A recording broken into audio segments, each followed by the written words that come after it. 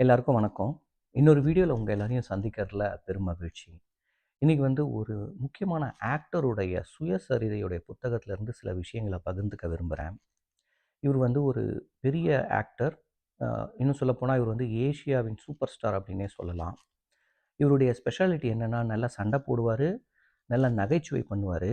ஆனா, சண்டையில் நகைச்சுவை அப்படின்ற ஒரு கான்செப்ட்ட ஃபர்ஸ்ட்டு இன்ட்ரோடியூஸ் பண்ணவர் இவர் தான். இவருக்கு கிட்ஸுக்கு இவர ரொம்பவே பிடிக்கும். 80ஸ் அண்ட் 90ஸ் கிட்ஸ்க்கு இவங்கள தெரியாதவங்களே இருக்க மாட்டாங்க. அவர் யார் அப்படின்னா, Jackie Chan. Never grow up அப்படின்ற புக்கு தான் இந்த புக்கு. இதில அவருடைய பல விஷயங்கள, உண்மை சம்பவங்கள பகிர்ந்திருப்பாரு. அ ஒரு சுயசரிதை அப்படின்னும்போது, அதில பொய் இருக்கக்கூடாது. உண்மைகள் மட்டும் இருக்கணும். இவர் அத ரொம்ப அ அழகா அத சொல்லியிருப்பாரு. எந்த விதமான பொய்யும் இல்லாம, எந்த விதமான சுகர் கோட்டிங்கும் இல்லாம சொல்லியிருப்பாரு. இத இவரு இன்டர்வியூ குடுக்க, ஜூஹு மோ அப்படின்றவர் இந்த புத்தகத்த எழுதுறாரு. இவர்கிட்ட இருக்க எல்லா இன்ஃபர்மேஷனையும் வாங்கி, இவருக்கு இருக்கிற 2 வருத்தங்களும், ஒரு சம்பவங்களையும் இந்த புத்தகத்தில மென்ஷன் பண்ணியிருக்கிறார். நெறைய விஷயங்கள் இருக்கு. ஆனா, அத மட்டும் நான் உங்களோட பகிர்ந்துக்கிறதுக்கு விரும்புறேன்.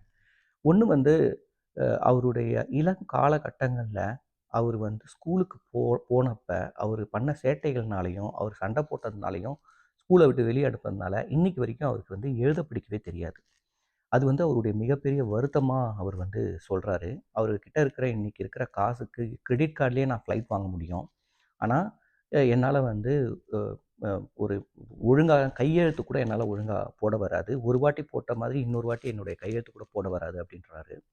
அது அவருடைய மிகப்பெரிய வருத்தமா சொல்றாரு. 2வது அவருடைய இளங்காலங்கட்டங்கள்ல காலகட்டத்தில அவருக்கு அ அ கஷ்டப்படும் அந்த நேரத்தில அவருக்கு ஹெல்ப் பண்ண, அவர் கூடவே இருந்த அவருடைய கேர்ள் ஃப்ரெண்ட அவரு ஒரு ஒரு சமயத்தில இக்னோர் பண்ணிட்டு, இவருக்கு காசு, பணம், பேர், புகழ் எல்லாம் வந்ததுக்கு அப்புறமா, அவங்க கிட்டேருந்து விலகி, வேற ஒருத்தங்கள கல்யாணம் பண்ணிட்டேன்.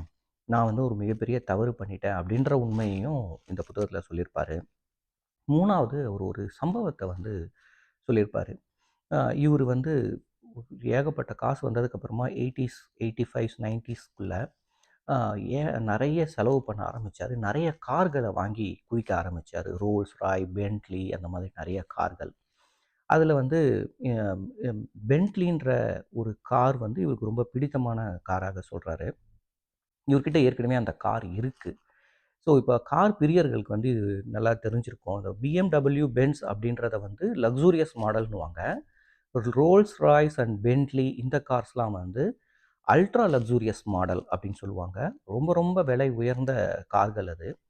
ஸோ, அப்படி இருக்கும்போது அந்த பென்ட்லி கார் கொஞ்சம் பழசாகுது. அப்ப இவருடைய ஃப்ரெண்டு ஒருத்தர் என்ன சொல்றாருன்னா, "இந்த பென்ட்லி கார் கொஞ்சம் பழசாகுது. நாம ஏன் இந்த கார குடுத்துட்டு, வித்துட்டு அதே ஷோரூம்ல நம்ம ஏன் புது கார் வாங்கக்கூடாது?" அப்படின்னு சொல்லுவாங்க. அது பேர் ட்ரேடிங்ன்னு சொல்லுவாங்க.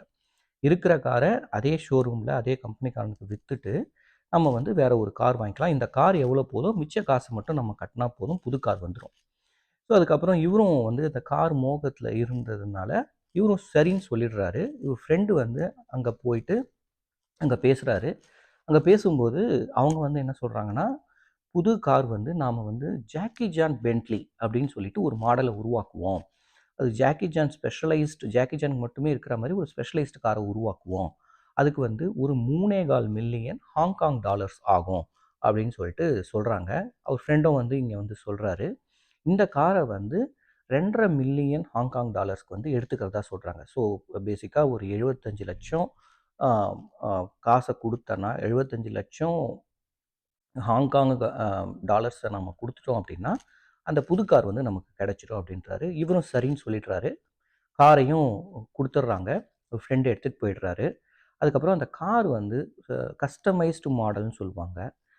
ரெகுலரா போற பென்ட்லி கார தவிர இருக்கிறதெல்லாம் விட, இன்னும் அதிகமான ஒரு வசதிகள் இருக்கிற மாதிரி ஜாக்கி சான் பென்ட்லி அப்படின்னு ஒரு ஸ்பெஷலைஸ்ட்னால 1 வருஷம் அது டைம் எடுத்துக்குது.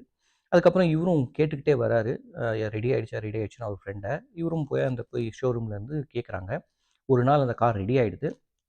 இவரு போறாரு. அப்புறம் அவர் ஃப்ரெண்ட கூட்டிட்டு போலான்னு பார்க்குறாரு. அவர் ஃப்ரெண்ட ரீச் அவுட் பண்ண முடியல. சரி இவரு நேரா போய் கார் எடுத்துக்கலான்னு போயிட்டு, செக் எழுதலான்னு போம்போது, டோட்டலா $3,4 மில்லியன் அப்படின்னு சொல்லிட்டு அந்த கார் ஷோரூம்ல சொல்றாங்க.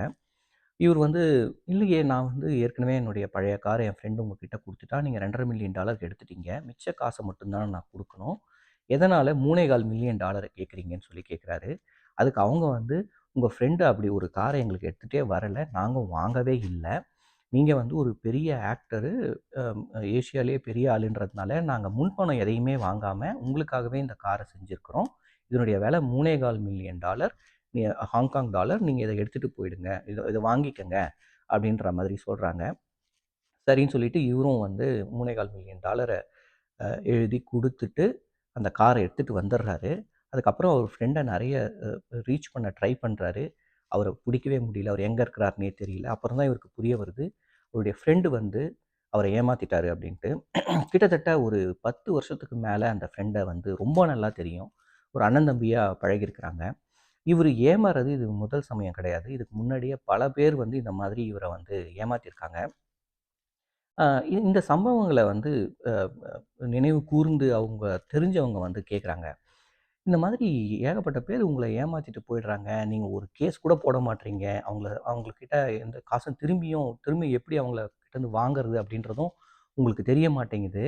ஏன் இப்படி பண்றீங்க? கேஸ் போட்டு நீங்க காசு வாங்கியிருக்கலாம்ல அப்படின்னு சொல்லிட்டு கேட்குறாங்க. அதுக்கு வந்து அவர் என்ன சொல்றாருன்னா, "இதுவரைக்கும் என்னை ஏமாத்திட்டு என்கிட்டேருந்து காச வாங்கி நெறைய பேர் போயிருக்கிறாங்க. ஆனா, அவங்க ஒருத்தங்க கூட பணக்காரனாவே ஆனதில்ல. ஆனா, இன்னைக்கு வரைக்கும் நான் ஏழையாவே ஆனதில்ல." அப்படின்னு சொல்லிட்டு சொல்றாரு.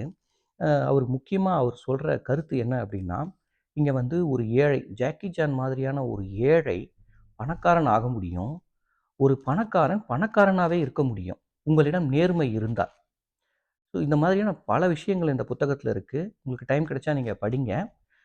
நீங்க வந்து லைக் பண்ண வேணாம், கமெண்ட் பண்ண வேணாம், சப்ஸ்கிரைப் பண்ண வேணாம். எனக்காக நீங்க ஒரு உதவி பண்ணணும்னா, எவ்ரிடே ஒரு 5 மினிட்ஸ், 10 மினிட்ஸ் புத்தகத்த படிங்க. உங்க பிள்ளைகளுக்கும் அந்த புத்தகத்த படிக்கிற பழக்கத்த கொண்டு வாங்க. ஒரு நாளைக்கு 5 நிமிஷம், 10 நிமிஷம் படிச்சீங்கன்னா போதும். இவ்வளோ நேரம் என்னுடைய வீடியோவ நீங்க பார்த்ததுக்கு மிக்க நன்றி.